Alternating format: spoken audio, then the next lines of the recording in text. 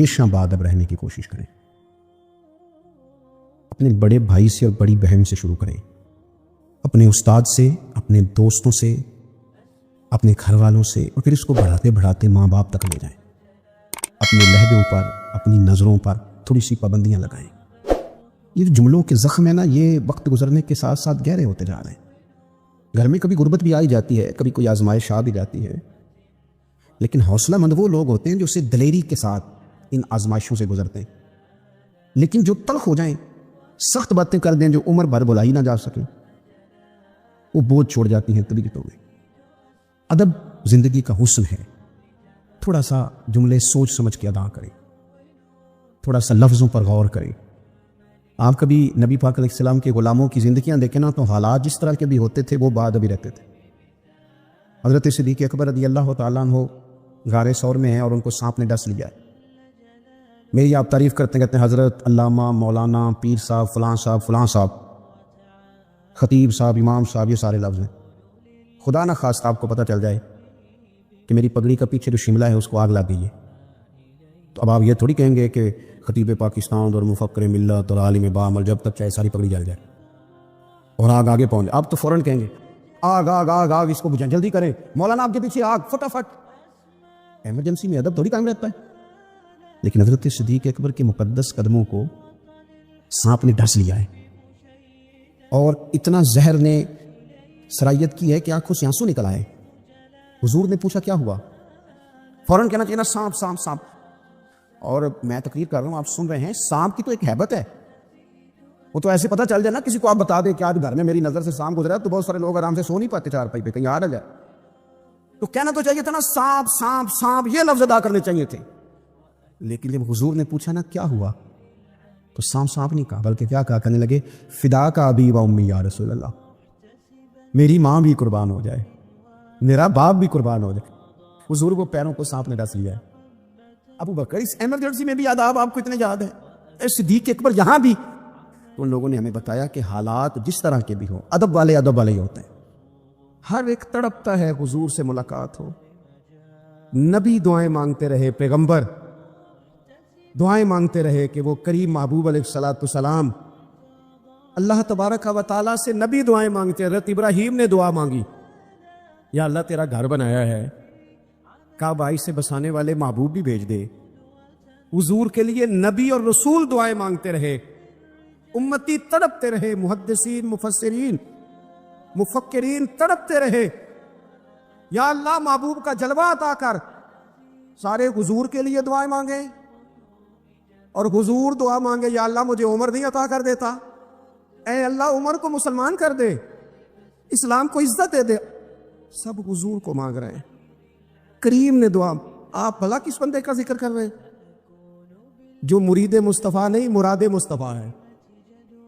حضور نے مانگ کے لیا، اللہ سے مانگ کے لیا، نبی کریم نے مانگ کے لیا. عمر جب گئے نا کلمہ پڑھنے، واقعہ آپ نے سنا ہے، ہمشیرہ سے قرآن پاک سنا، اور پھر حضرت عمر کہنے لگے نہیں بہن اب بات سمجھ میں آ گئی ہے، تو اس طرح کر، میرے ہاتھ میں باندھ لیتا ہوں، گلے میں تلوار لٹکا لیتا ہوں، میں کروں آیا سا مار مقامنے نو، ہن تسی مینو مار دے لے چلو. اوے متے عمر دی عمر ہی برباد ہو جائے جتھے عمر سوار دے لے چلو. لے جاؤ نا. دار ارقم میں حضرت عمر کلمہ پڑھنے آ رہے ہیں، دروازے پہ حضرت امیر حمزہ کھڑے ہیں. شور پڑ گیا، عمر آ گئے عمر آ گئے عمر آ گئے. حضرت امیر حمزہ کہنے لگے کیا ہوا اگر عمر آ گئے تو؟ اچھے ارادے سے آئے ہیں تو استقبال کریں گے، اگر کوئی ارادہ گڑبڑ ہے تو اگر وہ عمر ہے تو میں امیر حمزہ ہوں، آج پتہ چل جائے گا. آ گئے تو آنے دو. پیچھے حضور تشریف فرمائے، کریم بول پڑے، فرمائے حمزہ ذرا جلدی نہ کر، جلدی نہ کر. کیوں بھلا؟ وہ یا فطرت مسکرا کے کہہ رہی تھی حمزہ کو کوئی آئے تو نہیں نا، انہیں تو بلایا گیا ہے، انہیں تو دعا مانگ کے بلایا گیا ہے، وہ تو بلائے گئے ہیں. تو بلا کوئی آیا لے کے چلا گیا، کوئی عمر بھر بھی نہ پا سکا. میرے مولا تجھ سے گلا نہیں، یہ تو اپنا اپنا نصیب ہے. یہ کچھ لوگ نا پسند نہیں آ جاتے، یہ کچھ لوگ پسند نہیں آ جاتے، قبول نہیں ہو جاتے. کچھ لوگوں کو مانگ نہیں لیا جاتا، کچھ کو رکھ نہیں لیا جاتا، کچھ لوگوں کو کہہ نہیں دیا جاتا تو نے جانا نہیں. تو کسی نے کہا تھا عشق اجرت طلب نہ تھا ورنہ ہم تیرے در پہ نوکری کرتے. کچھ تو تڑپتے ہیں نا, تو کچھ کو کہا جاتا ہے یار تو آ جانا, تو رہ جانا. اور حضرت عمر تو وہ ہیں جنہیں کریم نے اللہ سے مانگا ہے, اللہ سے مانگا ہے. اور پھر کبھی جو حضرت عمر کے بارے میں حضور نے کہا ہے نا, جو محبوب نے فرمایا ہے, حضور نے جو ان کے لیے فرمایا ہے, اس پر کبھی بندہ غور کرنا. حضور فرمانے لگے لوگوں سنو, میں نے رات خواب دیکھی ہے, خواب میں نے دودھ پیا ہے. حضور سید عالم علیہ السلام فرمانے لگے, یہ صحیح حدیث میں موجود ہے بخاری میں, فرمایا میں نے اتنا پیا ہے دودھ, اتنا پیا ہے کہ میرے ناخنوں سے بھی نظر آنے لگا. حضور فرمانے لگے دودھ پھر بھی بچ گیا. حضور فرماتے ہیں پتہ میں نے وہ دودھ خواب میں کسے دیا ہے؟ یا رسول اللہ فرمایا عمر خطاب کو دیا ہے. یا رسول اللہ اگر آپ نے دودھ پیا ہے اور بچا ہوا عمر کو دیا ہے, خواب آپ نے سنائی ہے, تو حضور تعبیر بھی تو آپ نہیں بتانی ہے. تو یا رسول اللہ اس کی تعبیر کیا ہے؟ حضور فرمانے لگے اس کی تعبیر علم ہے, کہ عمر فاروق کو جس طرح اللہ نے مجھے علوم دیے, عمر کو بھی علم دیا. اس کی تعبیر علم ہے, اس کی تعبیر وہ نور معرفت ہے. یہ پتہ ہے دودھ اور علم کی آپس میں تشبیہ کیا ہے؟ ہمارے مفسرین فرماتے ہیں جس طرح دودھ جسمانی غذا ہے نا, علم روحانی غذا ہے. حضرت فاروق اعظم کا علم, فقاہت, سمجھداری, معاملہ فہمی, اصول پسندی, ان کے مزاج میں ٹھہراؤ, ثابت قدمی کیوں نہ ہو, جب حضور اپنے ہاتھوں سے دودھ پلائیں اور کئی دفعہ پلائیں, ایسا کی تیری خیر تیرے میں کدے کی خیر, ایسی پلا کہ جس کا نشہ عمر بھر رہے. اور ایک صاحب کہنے لگے کہ پلا کے گرانا تو سب کو آتا ہے, مزہ تو تب ہے کہ گرتوں کو تھام لے ساکی. نبی پاک علیہ السلام نے فرمایا اس سے مراد علم ہے, فاروق اعظم کا علم. ایک دن پھر حضور بولے, فرمایا میں نے رات خواب دیکھی ہے. عزیز دوست آپ غور کریں بات پر, تو کیسی کھلی بات, یعنی ساری دنیا کہتی ہے حضور کو خواب میں دیکھے. یہ بخاری ہے. حضور فرمانے لگے میں نے خواب دیکھا ہے. یا رسول اللہ صلی اللہ علیہ وسلم کیا؟ فرمایا میں نے خواب دیکھا ہے, میں نے خواب میں دیکھا لوگوں نے قمیضیں پہنی ہوئی ہیں, کسی کی قمیض پیٹ تک ہے, کسی کی پیٹ سے بھی اوپر ہے. حضور فرماتے ہیں پھر میں نے خواب میں عمر کو دیکھا. عمر فاروق نے اتنی لمبی قمیض پہنی کہ نیچے گھسٹ رہی تھی. حضور خواب سنا کے چپ کر گئے. یا رسول اللہ کرم نوازی کرے, تعبیر بھی تو بتائیں نا. تو رسول کریم نے فرمایا اس کی تعبیر دین ہے. گویا فرما رہے اتنا لمبا کرتا حضرت عمر نے پہنا ہے کہ عمر تو دین کے اندر لپٹے ہوئے ہیں. سراپا دین, اٹھنا دین, بیٹھنا دین, بولنا دین, آنا دین, فیصلہ کرنا دین. عمر کا ہنس دینا بھی دین, عمر کا رو دینا بھی دین, فاروق اعظم کا بدر میں کھڑے ہونا بھی دین, احد میں آنا بھی دین. اور عمر تو دنیا سے جا رہے تھے, آخری وقت تھا, زخم لگا ہوا تھا, خون بہ رہا تھا, امت رو رہی تھی. دین نبی دا وانگ یتیمہ رووے تے کرلاوے, ان میں کتھوں لباں عمر بہادر جڑا مینوں سینے لاوے. سب لوگ پریشان تھے, پر عمر سراپا دین ہے نا. عمر فاروق شدید علیل ہیں, خون بہ رہا ہے. سامنے سے ایک نوجوان گزرا تو اس کا تامت, اس کا پاجامہ, اس کی شلوار ٹخنوں سے ذرا نیچے تھی. تو حضرت عمر کہنے لگے پتر یہ اونچی کر لے, یہ میرے نبی کا طریقہ ہے. اس وقت بھی فاروق اعظم دین کی لے سجنا سا توڑ ہی نہیں بھائی, اسی جان بھی دتی تے راہ تیرے, لے سجنا سا توڑ آخر تک. پانی پرنا سہیلیاں تے رنگا رنگ کڑے, پریا اس دا جانیے جس دا توڑ چڑھے. اور میرے محبوب نے دنیا میں سامنے بٹھا کے کہا, صحیح حدیث میں موجود ہے, فرمایا عمر میں نے جنت میں تیرا گھر بھی دیکھ لیا. عمر دروازے پہ حور بھی بیٹھی تھی, میں اندر جانے لگا تھا, پھر میں نے کہا عمر بڑا غیور ہے. معنی کیا ہے؟ شارحین کہتے ہیں معنی یہ ہے کہ حضور نے خود ہی قانون بنایا نا, کسی کے گھر جائیں تو اجازت لے کے جائیں. عمر میں اندر جانے لگا تھا, پھر میں رک گیا. عمر بات سن کے رو پڑے. میں نے بڑی تاریخ کی کتابوں میں پڑھا ہے کہ حضرت عمر بڑے مزاج کے سخت تھے, پر سجنوں میں نے درجنوں کتابوں میں یہ بھی پڑھا ہے کہ اتنا روتا بھی کوئی نہیں تھا جتنا عمر روتے تھے. چہرے پہ عاشق دا کام ہی رونا تونا، یہ بنا رویو نہیں جے منظوری، تے عاشق سدا ہی روندا رہندا ہے، پاویں وصل ہوئے تے پاویں دوری۔ آنکھیں ہر وقت تر رہتی تھی، ہر وقت تر، دل تے بوجھ پوے جس ویلے تے پھر بوجھ اٹھاون اکھیاں۔ حضرت فاروق اعظم کی آنکھیں تر رو پڑے، کہنے لگے یا رسول اللہ میں آپ پر غیرت کرتا؟ حضور عمر کو تو جو ملا ہے محبوب کے قدموں کے صدقے ملا ہے۔ حضرت فاروق اعظم کا مزاج، اور پھر حضور نے جو کہہ دیا نا، کچھ لوگ نا بات مانتے ہیں سونی کر کے نہیں مانتے۔ ایک ہوتا ہے حکم، ایک ہوتی ہے رضا، کبھی کبھی ان دونوں میں فرق بھی ہوتا ہے۔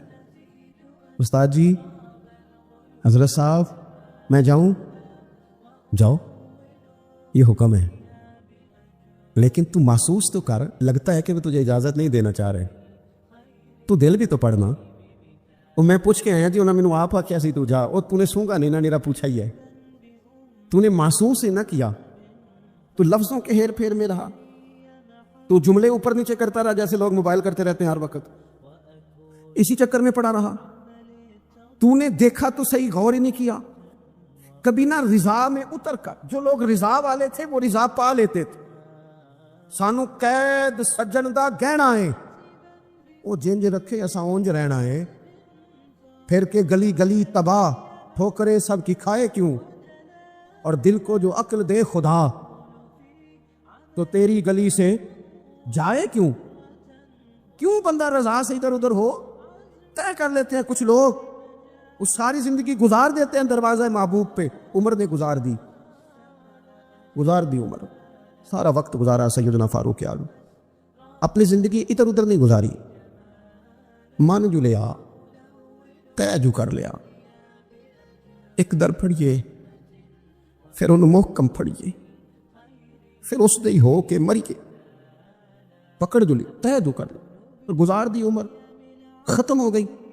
دعا کرو جس کی کہیں لگ گئی ہے اس کی توڑ بھی چڑھ جائے۔ کوئی نہ سبب کوئی جے محبوب بلاوے ایک دم تے سر نو پیر بنائیے، جے محبوب بلاوے ایک دم سر نو پیر بنائیے، وہ کدے سر منگے تے سر دے دئیے، کدے بھی دیر نہ لائیے، یار دا کدے بھی گلا نہ کریے، پاواں سہک دے ہی مر جائیے، یار دا کدے بھی گلا نہ کریے، پاواں سہک دے ہی مر جائیے، او سجنا یہاں تے لائیے ہی نہ، جے لائیے تے پھر توڑ نہیں پائیے، یہاں تے لائیے ہی نہ۔ ایک دفعہ حضور کی زبان نور سے نکلا، ایک دفعہ صرف، کہ ایک اویسے کرنی ہے، یہ صحیح مسلم ہے، ایک دفعہ نکلا، ایک اویس کرنی ہے۔ کرن کی شاخ ہے مراد، اس شاخ سے تعلق رکھتے ہیں، باپ کا نام عامر ہے، اویس بن عامر کہلاتے ہیں، برس کے نشان تھے۔ یہ دیکھو یہ ساری نشانیاں حضور نے بتائیں۔ کتنی جگہ آپ نے سنا ہے حضور نے دیکھا نہیں انہیں؟ او یارو کوئی ضروری تو نہیں نا کہ کوئی ظاہری طور پر ملے تو تب ہی پتہ چلتا ہے۔ محبوب کا پتہ ہے کون کہاں کہاں بیٹھ کے روتا ہے۔ لابواں ہیں، آنکھیں بند ہیں، پھیلی ہیں جھولیاں، کتنی مزے کی بھیک تیرے پاک در کی، کتنی مزے کی بھیک ماہ مدینہ اپنی تجلی عطا کرے۔ یہ ڈھلتی چاندنی تو پہر دو پہر، او ویکھو نا روزے دے دوالے نے غلام دیاں ٹولیاں، وہ ایک پہ سن دے کروڑاں دیاں بولیاں، اور بڑی امید ہے سرکار قدموں میں بلائیں گے۔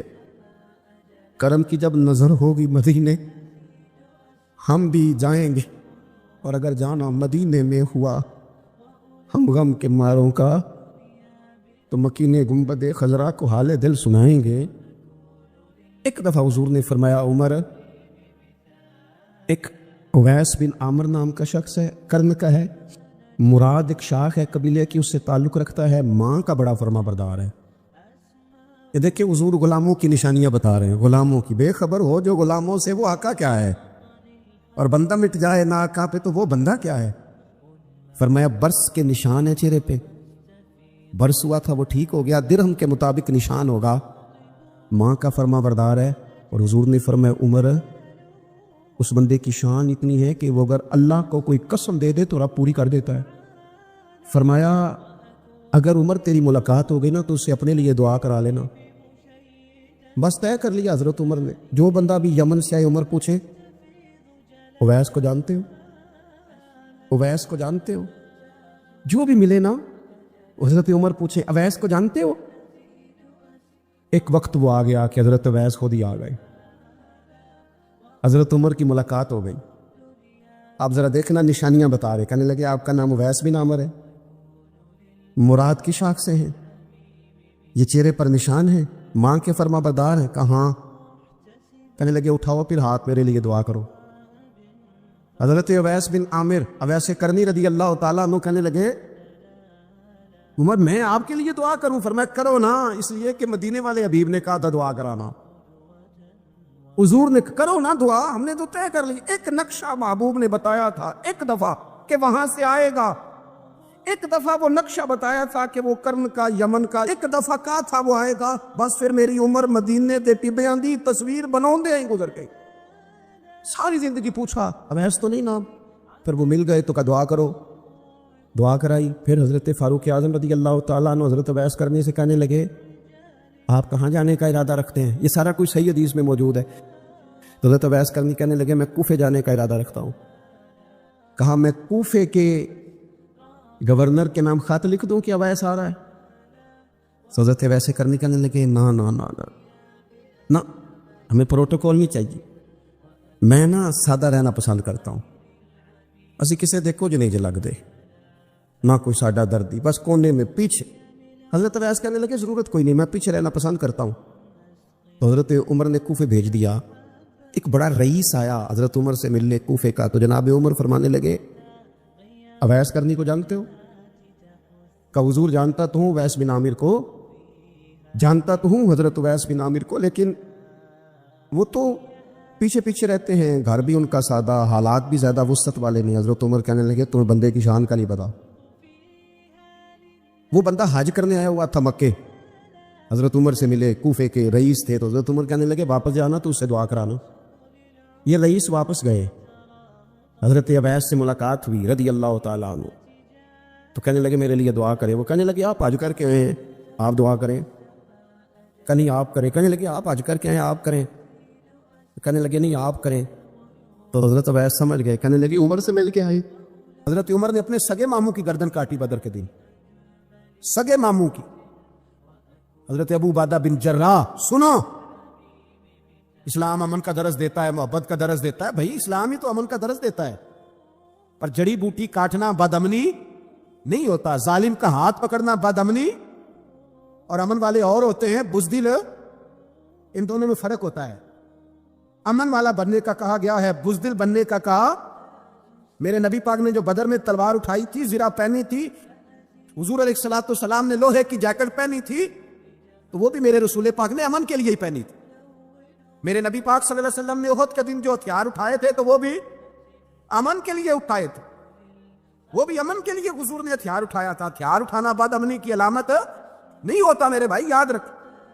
حضرت ابو عبیدہ بن جراح نے میدان بدر کے اندر جب جنگ کا تبل دھجا, حالات بگڑے, جناب ابو عبیدہ بن جراح کہتے ہیں تاریخ نے ایک عجیب موڑ پہ مجھے لا کے کھڑا کیا. آپ فرماتے ہیں میرے لیے اللہ نے جو آزمائش رکھی وہ سب سے بڑی رکھی. فرمانے لگے جب میں میدان میں نکلا تو کافروں نے میرے سامنے جس کو لا کے کھڑا کیا وہ میرا سگا باپ تھا. آپ فرماتے ہیں اب مشکل بن گئی.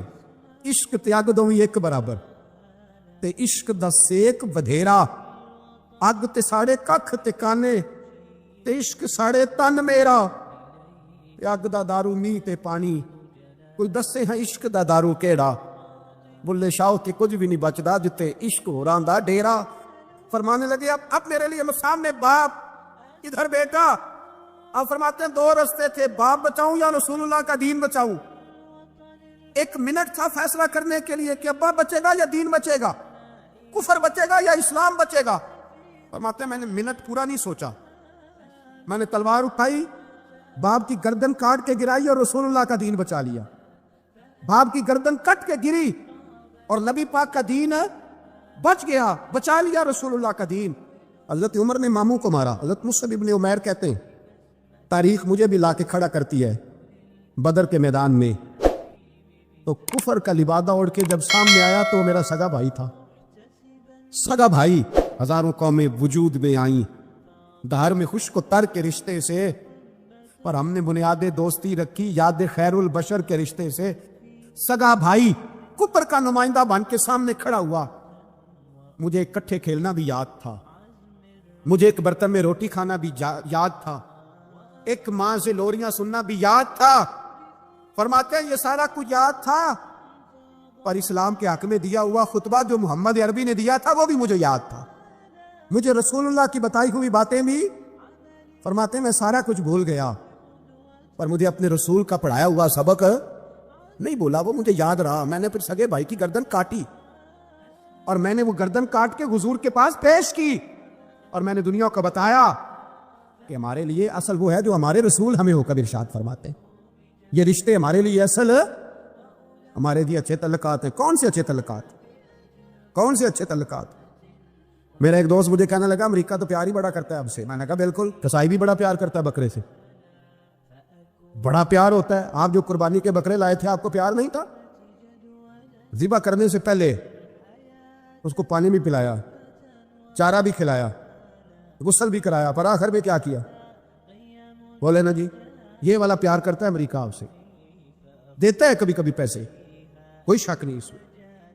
وہ کہتا ہے وہاں زلزلہ آیا تو اتنے لاکھ ڈالر دیتا ہوں، فلاں آیا، لیکن وہ والا پیار جو کسائی بکرے سے کرتا ہے، کہتا ہے جب موقع آئے گا تو میں چھری بھی پھیروں گا، اور اپنے وقت پہ آ کے مجھے میری مثال یاد رکھ لینا۔ امریکہ کا پاکستان سے اور مسلمان سے وہ والا پیار ہے جو بکرے کا کسائی سے اور کسائی کا بکرے سے ہوتا ہے۔ وہ چارہ ڈالتا ہے، موٹا کر کے ذبح کرتا ہے، پتلا ذبح کرنے میں اسے لذت نہیں آتی۔ او بھائی یاد رکھو، حضرت ابو بکر صدیق رضی اللہ تعالیٰ عنہ، عرب کے لوگ جب جنگ کرتے تھے تو ایک ہاتھ میں ڈھال پکڑتے تھے، ایک ہاتھ میں تلوار پکڑتے تھے، لوہے کی ڈھال۔ جب دشمن حملہ کرتا تھا تو ڈھال آگے کرتے تھے، وہ کئی دفعہ ٹکرا کے ڈھال سے تلوار گر جاتی تھی۔ حضرت ابو بکر صدیق میدان میں نکلے، بیٹا کافروں کی طرف سے لڑنے آیا، سگا بیٹا، اور میرے مصطفیٰ کریم نے فرمایا اولاد بزدل کر دیتی ہے آدمی کو، پر جب ایمان پختہ ہو تو پھر صحابہ نے اس بزدلی کی بھی پرواہ نہیں کی۔ سگا بیٹا کافر کی جانب سے آیا، حضرت ابو بکر صدیق نے تلوار سے حملہ کیا، بیٹے نے ڈھال آگے کی۔ جب صاحبزادے نے ڈھال آگے کی نا تو حضرت ابو بکر کی تلوار لوہے کی ڈھال سے ٹکرائی، تلوار گر گئی۔ اب حضرت ابو بکر نے ہتے ہو گئے، صاحبزادے نے اٹھائی تلوار، کہتا ہے جب میں مارنے لگا تو خیال آیا گھر تو میرا اجڑے گا نا، باپ تو میرا ہی ہے نا۔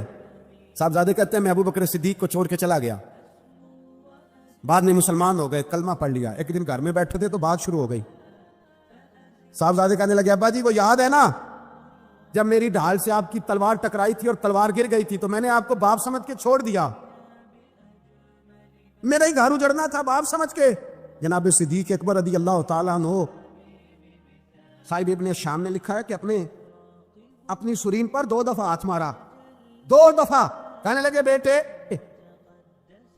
تو اس وقت کافر تھا، تو نے مجھے چھوڑ دیا، میں جب واپس پلٹا تھا نا اسی دن اسی لمحے تو میرے دل میں خیال تھا کہ بیٹے نے تو چھوڑ دیا ہے، لیکن اگر بیٹا یوں میری تلوار کے نیچے آتا میں بیٹا سمجھ کے معاف نہ کرتا، کفر کا نمائندہ سمجھ کے قتل کر دیتا۔ اس لیے کہ میری نظر میں اگر کوئی اہمیت ہے تو رسول اللہ کے فرمان کی اہمیت ہے، باپ بیٹے اولاد کی کوئی اہمیت ہے؟ اشداء علی الکفار، کافر سے نفرت ہی نہیں ہوتی۔ یہاں تو مہر لگ گئی ہے ایک عام نوجوان سے لے کے عام آدمی سے وزیر اعظم تک کی سوچ یہ ہے کہ رہائش امریکہ میں ہونی چاہیے، لندن میں ہونا چاہیے، بس یہی سوچ ہے۔ اب تو اللہ تبارک و تعالیٰ معاف کرے جس کے پاس پاسپورٹ ہے لندن کا، یورپ کا، وہ سمجھتا پتہ نہیں میں کون سی بلا ہوں۔ چھوڑو، کس چکر میں پڑ گئے ہو، کس طرف نکل گئے ہو؟ صدر صاحب امریکہ کے صدر کے ساتھ فوٹو کھچاتے ہیں تو وہ 2 فٹ اونچا ہو جاتے ہیں۔ اب بس کرو یار، یہ کمزور لوگوں کی علامت ہے، کمزور لوگوں کی۔ حضرت عمر فاروق رضی اللہ، مجھے پلٹ کے یاد آتے ہیں سیدنا فاروق اعظم، حضرت فاروق اعظم رضی اللہ تعالیٰ عنہ سے عیسائی بادشاہ نے کہا میں ملنا چاہتا ہوں۔ آپ فرمانے لگے ٹائم نہیں، جو تجھے ملنا ہے وہ مدینے کے غریبوں کو نہ ملوں گا، وہ رسول اللہ کے نوکروں کو نہیں ملوں گا، تجھے مل کے کیا کرنا ہے؟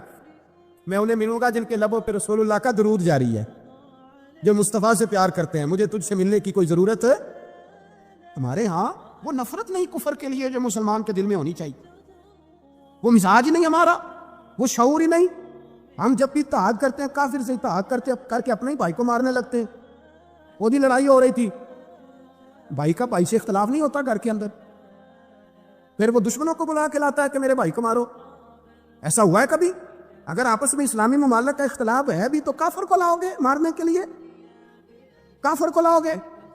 اور یہاں ایک آدمی قید ہوا تھا امریکہ کا، پوری دنیا کو مصیبت پڑ گئی تھی. سمجھ آ رہی ہے؟ نام لینے کی ضرورت تو نہیں، باقی سمجھ آ گئی آپ حضرات. ایک آدمی قید ہوا تھا اور انسانی حقوق کی تنظیمیں اور ہمارے اپنے اندر سے بڑے بڑے، میں روشن خیال نہیں، میں روغن خیال کہتا ہوں ان لوگوں، بڑے بڑے روغن خیال اٹھ کے کھڑے ہو گئے، جی انسانی حقوق کی بات کرو، جی ایسے ہو گیا، جی ویسے ہو گیا. لے گئے بندہ چھڑا کے. یہاں روز خون کی ندیاں بہتی ہیں.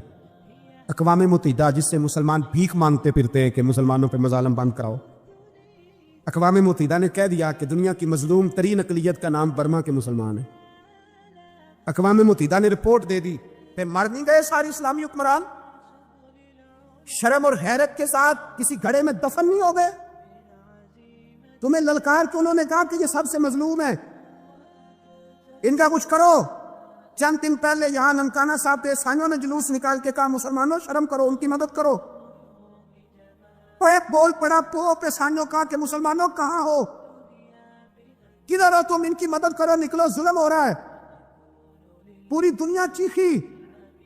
آپ کے ملک میں آ کے امریکہ ڈرون حملے کر جائے تو آپ کی وزارت داخلہ کو بعد میں ہوش آتا ہو، ہمیں تو پتہ نہیں چلا، ہم تو سوئے ہوئے تھے، وہ حملہ کر گیا.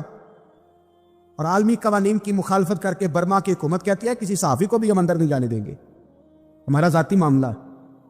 ایسے بے شرم لوگوں کو اپنا نمائندہ بناتے ہو جنہیں ہوش تک نہیں اس بات کی. ہم نے کلمہ پڑھا ہوا ہے نبی پاک صلی اللہ علیہ وسلم کا، میرے رسول پاک سید عالم نور مجسم صلی اللہ علیہ وسلم نے جو لوگ تیار فرمائے. نیند تو نہیں آ رہی آپ حضرات سے؟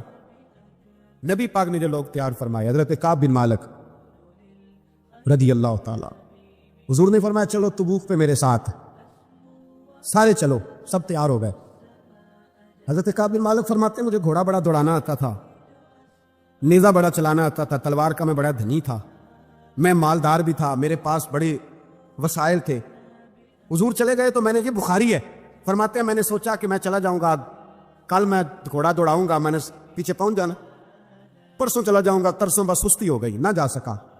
فرماتے ہیں وقت بیت گیا، حضور چلے گئے، آج جاتا ہوں کل چاہتا ہوں، اسی میں حالات سارے گزر گئے، حتیٰ کہ اللہ کے رسول واپس آ گئے. فرماتے ہیں کچھ بوڑھے تھے جو نہ جا سکے اور کچھ منافق تھے جو حضور کے ساتھ جہاد پہ نہ جا سکے. آپ فرماتے ہیں میں جوان بھی تھا، تیر انداز بھی تھا، اور دنیا عرب سارا جانتا تھا کہ مالدار بھی ہے، اللہ تعالیٰ کی دی ہوئی بڑی نعمتیں تھے. میں نہ گیا اور ہو غلطی گئی، سستی گئی. فرماتے ہیں حضور مدینے میں آئے، جب مسجد نبی میں بیٹھے تو منافق آ کے بہانے کرنے لگے. کوئی کہنے لگا بچی بڑی بیمار تھی، کوئی کہنے لگا حضور کل ہی صحیح ہوا ہوں. فرماتے مجھے بھی پتا تھا اور پتا مصطفیٰ کو بھی تھا جھوٹ بول رہے ہیں، حضور کو پتا تھا، پر وہ بہانے کرتے، حضور قبول کرتے. میں چلو جاؤ کہا. فرماتے ایک منٹ کے لیے مجھے بھی وسوسہ آیا کہ کوئی بہانہ نہ کر دوں، لیکن پھر میں نے سوچا بہانہ کس کے سامنے کروں جس سے اللہ تبارک و تعالیٰ نے نبوت کی آنکھ عطا فرمائی ہوئی ہے، اس محبوب کے سامنے بہانہ. اس خیال آیا مسلمان نیک و بد پہچان جاتے ہیں، محمد آدمی کے دل کی باتیں جان جاتے ہیں، کدھر بہانہ کروں، حضور کو تو سارا پتا ہے. فرماتے میں گیا، حضور نے پوچھا کیوں نہیں آئے، اور پوچھا بھی مسکرا کے، کیوں نہیں آیا، مسکرا کے پوچھا. فرماتے میں نے سچ سچ بولا، میں نے کہا یا رسول اللہ سستی ہو گئی، حضور غلطی ہو گئی. جو بہانے لگا رہے تھے ان کو آزادی مل گئی، اور مکتب عشق کا دستور نرالا دیکھا، اس کو چھٹی نہ ملی جس نے سبق یاد کیا. فرماتے ہیں ان کو چھٹی مل گئی. میں نے کہا حضور غلطی ہو گئی، تو نبی پاک نے فرمایا اس سے کوئی بندہ کلام نہ کرے، خبردار میرے ساتھ بھی گفتگو نہ کرنا. حضرت کعب بن مالک فرماتے ہیں میرا چچا زاد بھائی، خالہ زاد بھائی سارے رہتے تھے، میں کسی کو سلام لیتا تو کوئی جواب بھی نہیں دیتا تھا. فرماتے ہیں میں مسجد میں نماز پڑھنے آتا، پر صحابہ کرام کو حضور نے منع کر دیا تو مدینے کی گلیاں بھی ناآشنا ہو گئی. فرماتے ہیں مجھے یوں لگتا تھا کہ مدینے کے در و دیوار بھی مجھ سے کلام نہیں کرتے، میں وہاں دعا منگیا کرو سنگیو کتے مرشد نہ رس جاوے، اے جنہاں دے پیر رس جاندے او جیوندے ہی مرے رہندے۔ کہا اس طرح لگا کہ جیسے اولاد بگڑ گئے سارے میرے حق میں۔ آپ فرماتے ہیں میں مسجد میں آ کے بیٹھتا تو جب مجھے پتا تھا میں جب آنکھیں ادھر کرتا تو حضور مجھے دیکھتے، اور جب میں نبی پاک کو دیکھتا تو حضور چہرہ پھیر لیتے۔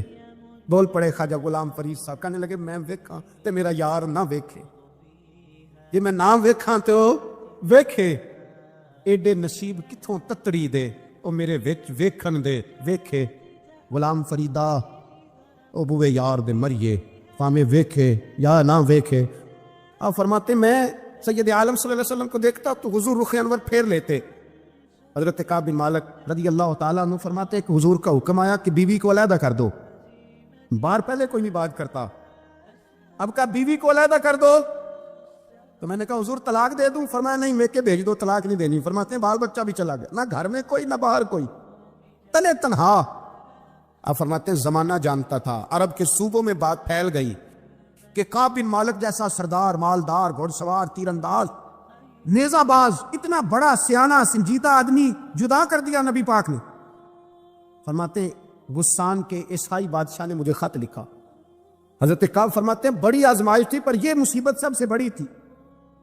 غسان کے عیسائی بادشاہ نے خط لکھا، اس کا آدمی مجھے ڈھونڈتا پھرتا مدینے میں، میں ملا تو خط اس نے مجھے دیا۔ خط میں یہ نہیں لکھا تھا کہ کافر ہو جاؤ معاذ اللہ، یہ نہیں لکھا تھا عیسائی ہو جاؤ۔ اس نے خط میں لکھا کہ کعب ہم نے سنا ہے تمہارے نبی نے تمہیں چھوڑ دیا، ناراض ہو گئے، تم تو اس قابل تھے کہ صوبے کے گورنر بنائے جاتے، تم تو بڑے عہدے کے قابل تھے، تمہاری تو شہرت ہے سارے علاقوں میں، تم آ جاؤ ہمارے پاس، ہم تمہیں بہت بڑا عہدہ دے دیں گے۔ حضرت کعب بن مالک فرماتے ہیں اب میری چیخیں نکلی، اب میں تڑپ کے رویا۔ میں نے وہ اس کا خط پکڑا اور جلتے ہوئے تنور میں ڈالا اور مسجد نبی میں سارے سجدے میں رکھ کے میں نے کہا اے اللہ، میرا ایمان اتنا ہی مشکوک ہو گیا ہے کہ کافر کہتے ہیں میں ان کے ساتھ مل جاؤں گا۔ اے اللہ، میرا ایمان اتنا مشکوک، کافر سمجھنے لگے ہیں کہ میں مسلمانوں کو چھوڑ کے ان سے اتحاد کروں گا۔ یہاں لوگ کہتے ہیں ہم نے پریشر کے لیے ان کو ساتھ ملایا ہے، ہم نے پریشر کے لیے کافر سے سمجھوتا کرو گے، اپنے بھائی پر ظلم کرنے کے لیے بے ایمانوں کے ساتھ دوستی کرو گے۔ حضرت کعب بن مالک فرماتے ہیں میں نے تندور میں ڈالا، میں تڑپ کے رویا۔ میں نے کہا اے اللہ، میرا اتنا امتحان نہ لے کہ کافر سوچنے لگے کہ میں اس سے سمجھوتا کروں گا۔